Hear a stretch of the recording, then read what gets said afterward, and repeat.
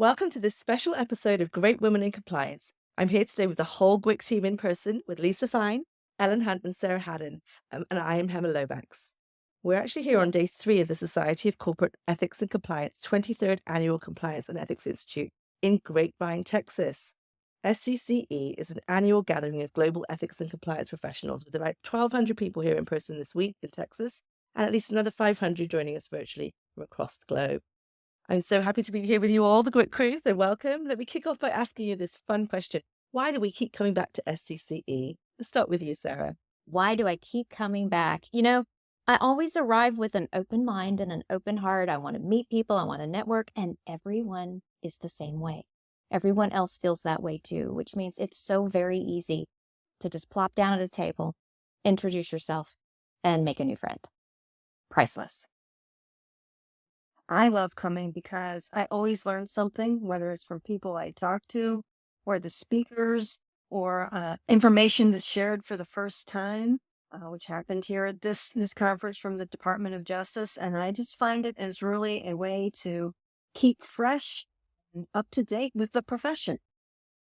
And I feel like you get a chance to reconnect, as we were talking about before, with professionals in the field and friends of mine who are my compliance and ethics buddies. I also feel like it's a way to really feel good about what we do every day and realize it's part of a bigger thing.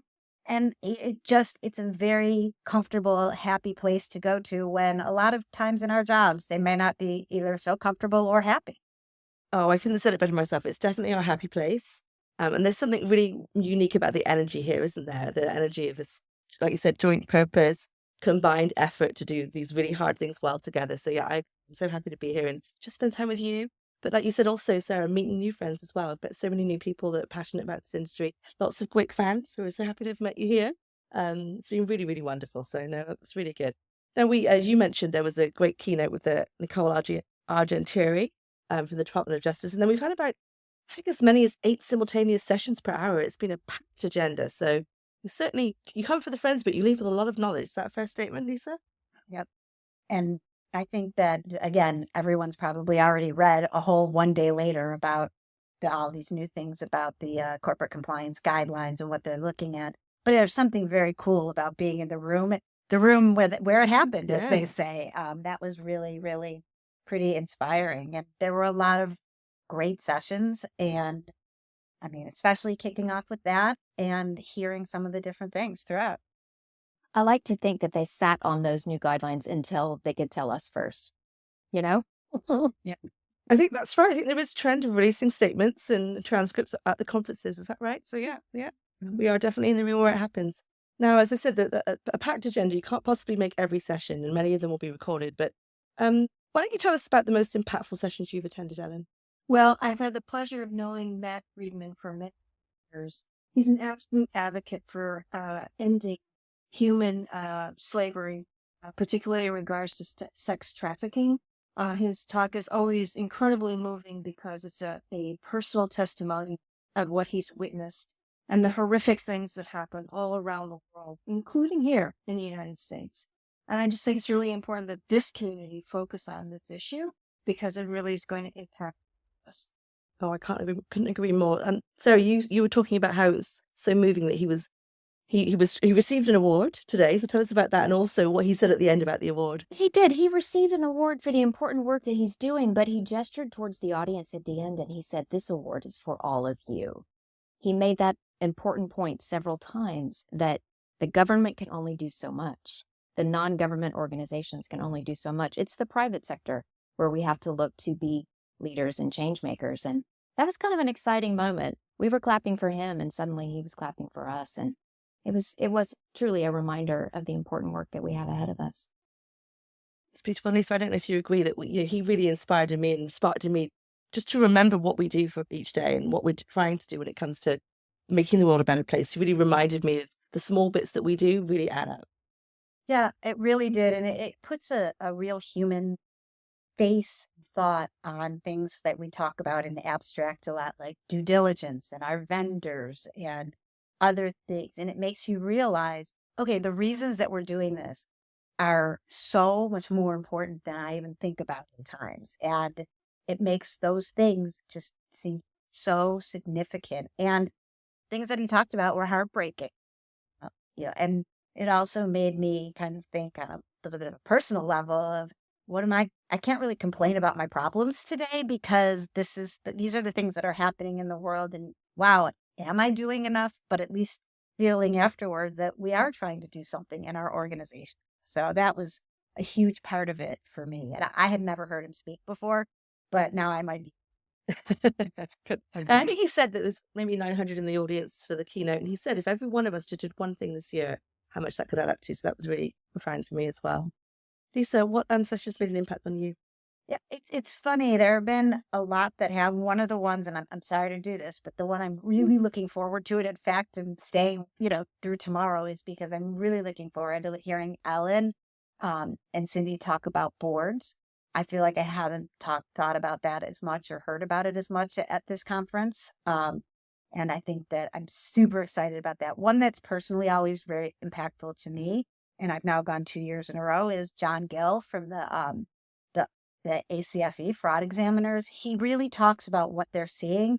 And the other thing that he does that I find fascinating is he has interviews with some of these former felons. And well, I guess they're felons forever, but nonetheless, they're now out of jail, talking about what they did and how they did, what made them likely to do things. And it puts a human face almost on in the opposite side of the wrongdoers and how these things happen. And it always sticks with that one sticks with me a lot. And like I said, tomorrow, boards, I feel like it's an important topic and I'm excited about more of it.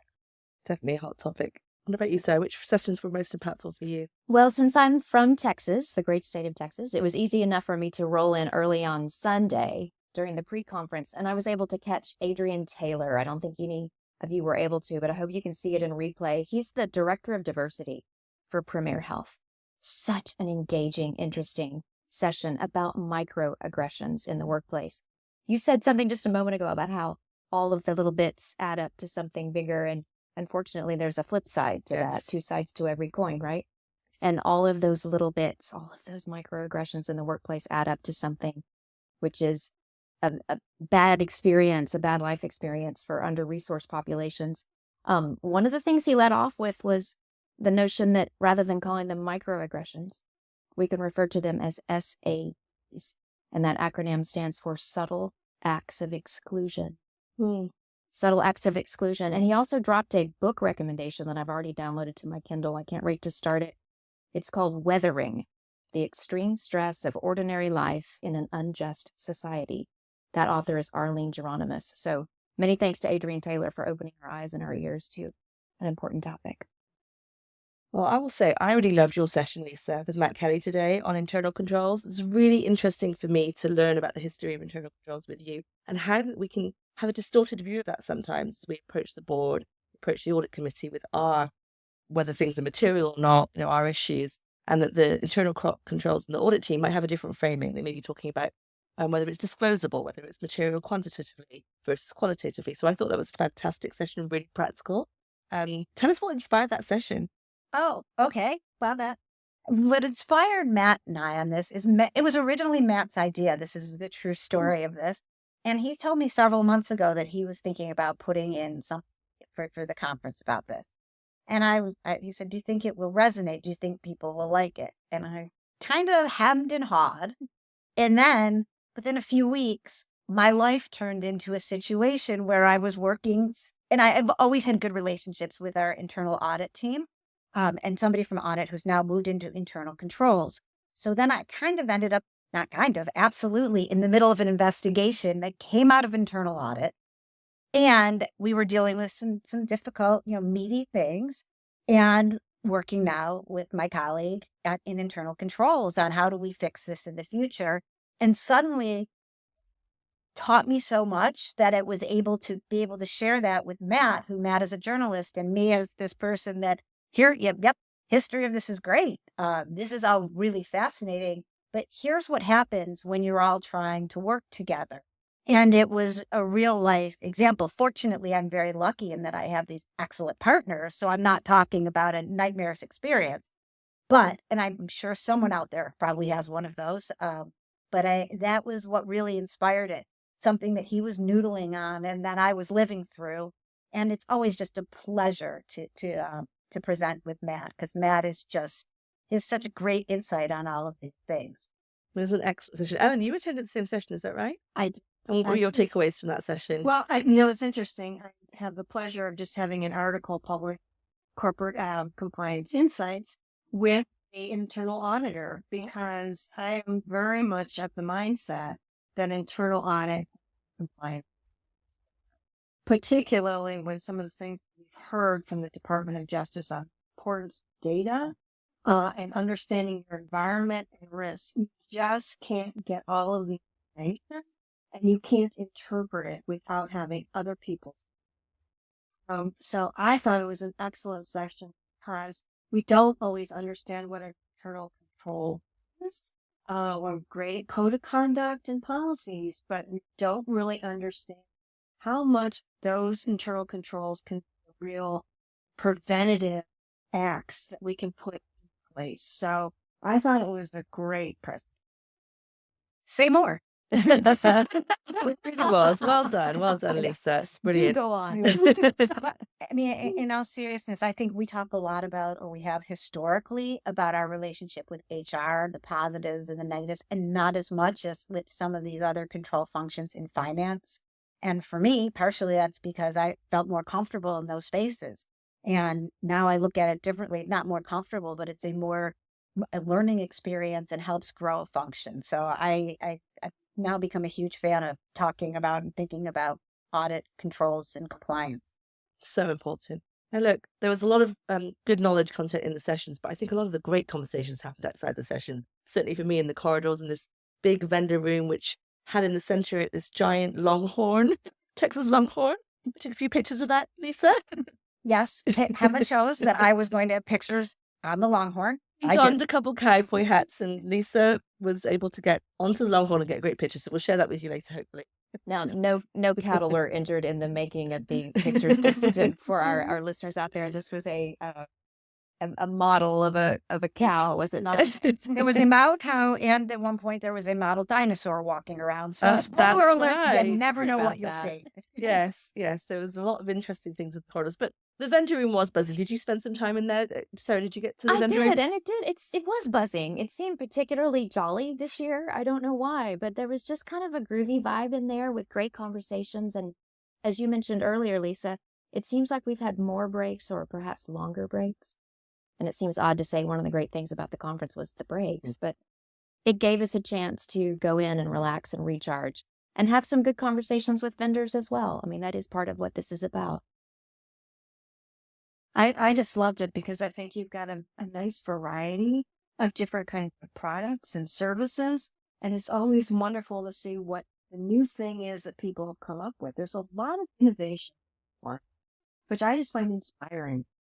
Yeah, I think they changed some of these breaks from 15 minutes to 30 or 45, and it actually gave an opportunity to speak more substantively with people you may not have seen otherwise, or with some of the vendors and service providers, because I think sometimes they want to get as many people in to get some contact with them, and it's a rush of timing, of people going to get their coffee, other things. But here we actually had time, and I had some really interesting conversations with people who I would in some years been like, I don't want them to scan my badge because I need to keep moving. And I learned a lot. And I learned a lot about why people did things and who they were. And I think that really brought something that also brought a different kind of energy to that. It was a great experience. I spent a lot of time in that room, and also there was amazing food in the room, so and some quite nice swag. So yeah, it was a really good time. And I agree. It's good to know what's out there in terms of technology and upcoming. I saw a lot of integrated risk management being advertised around the room. Lots of people trying to make things interactive and easier. So it's good to see that the industry is keeping pace with our needs. It's great. All right. Well, one last question for you all. What's your key takeaway? What have you learned that you'll be taking back with you at the end of this fine, Lisa? Yeah, I'm not sure there's necessarily a takeaway or a key takeaway. Sorry to just all right. Get political and turn it around to what I feel like saying about it. But I think the takeaway I always have is about the community And I've met some people that I didn't know personally before and had some amazing conversations. And I learned, I think it's interesting in this conversation today, we weren't really talking about the typical elements of the programs or codes of conduct, which are very important, or risk assessments in a traditional context. The fact that it's growing and evolving, that we're talking about so many different things in a collaborative way, not a who owns what. I just think that came out of here. And that was what I really liked. And hope for the future, because I think we're going to continue to innovate, ideate, change, and continue to make programs better. And to Lisa's point, the federal sentencing guidelines now are 30 plus years.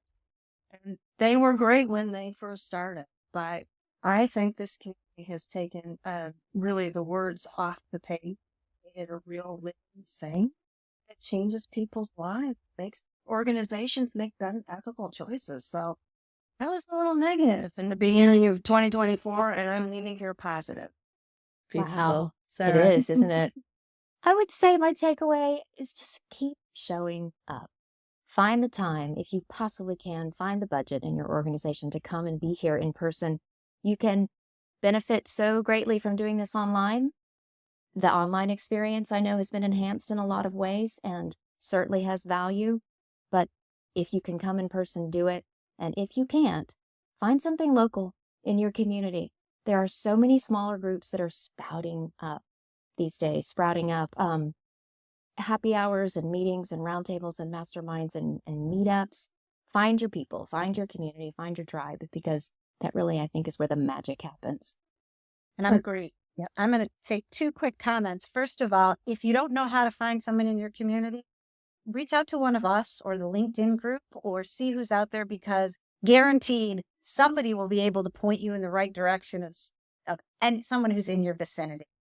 And the second thing I want to mention is I want to just say that we're all thinking of our friend Nick Gallo, because if he's listening to this, I know he had FOMO. I told him to stop texting. But he had a car accident, and he's doing really well. And this is not a secret. I'm not violating HIPAA, people. But we really thought of you. We are here for you. And Nick, virtual hugs from the GWIC community to one of our great gentlemen. So true. And Nick does such a great job of building this community as well. So we're grateful, always grateful to him for being a perfect ally. And I'll underscore what you said. There's something magic about showing up and being here together. It can be a lean and lonely profession sometimes. And my key takeaway was that I'm not alone. There's many people that go through the same questions and insecurities and hopes and fears that we are. And that just reaching out could be a real gift, a real reward. So with that, ladies of GWIC, we will wrap up in Texas. We've got one more day, but that will be all from us. And we'll see you next week with the next episode.